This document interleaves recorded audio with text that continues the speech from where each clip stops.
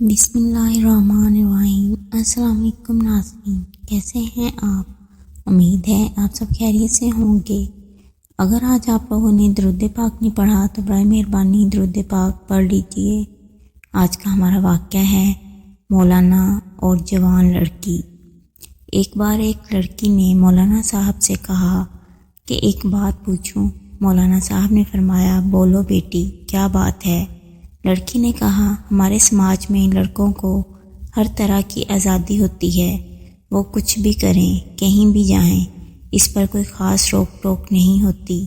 اس کے برعکس لڑکیوں کو بات بات پر روکا جاتا ہے، یہ مت کرو، یہاں مت جاؤ، گھر جلدی آ جاؤ۔ سن کر مولانا صاحب مسکرائے اور فرمایا، بیٹی، آپ نے کبھی دکان کے باہر لوہے کے گودام میں لوہے کی چیزیں پڑی دیکھی ہیں؟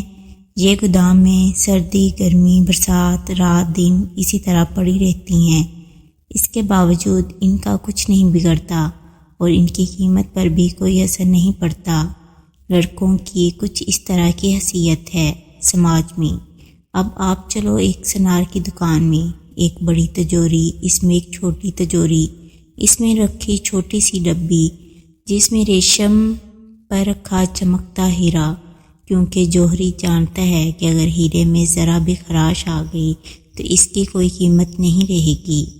اسلام میں بیٹیوں کی اہمیت بھی کچھ اسی طرح کی ہے، پورے گھر کو روشن کرتی جھلملاتے ہیرے کی طرح ذرا سی خراش سے اس کے اوپر اس کے گھر والوں کے پاس کچھ نہیں بچتا۔